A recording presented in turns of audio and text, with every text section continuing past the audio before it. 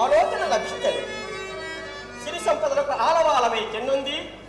మీనాక్షి చల్లని చూపులతో విరాజిల్లు మధురాపురి నేడు కరువు కాటకములతో దుర్భర క్షోభనుందుతున్నది. ఎక్కడికి మామా తమ ప్రయాణము?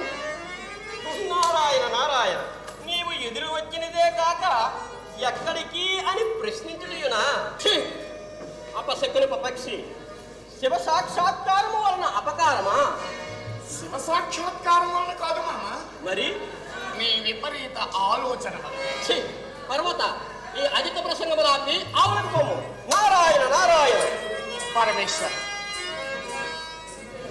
ఈ రోజు మా మామ తీరు చాలా విపరీతముగా ఉన్నది.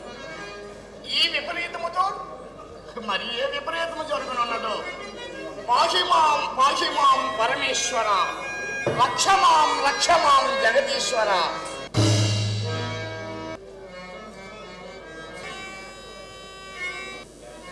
నాతో పాటు నీకు కూడా ఉపవాసమే కదా స్వామి.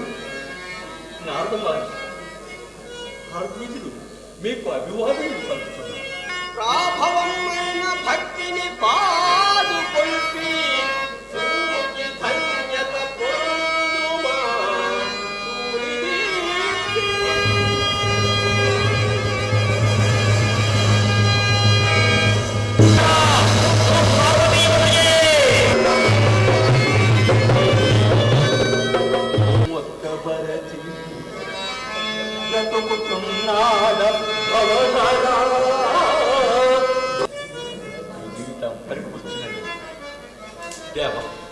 పరమేశ్వర సాక్షాత్కారమే కదా జీవికి పరమపద సోపానం.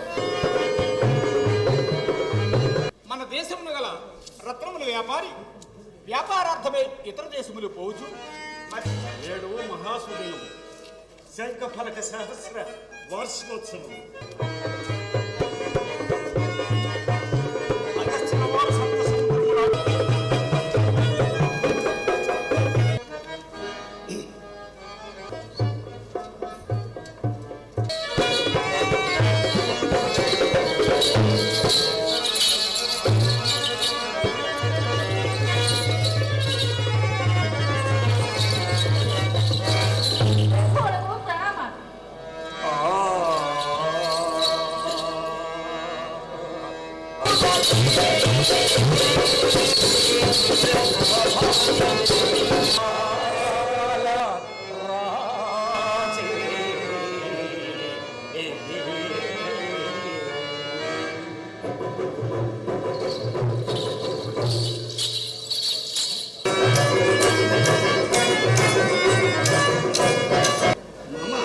పరమేశ్వర, మామ పరంధామ.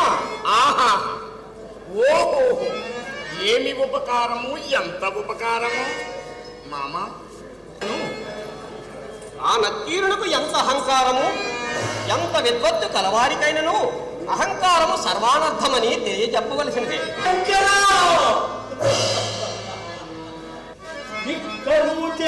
ఇట్లయితే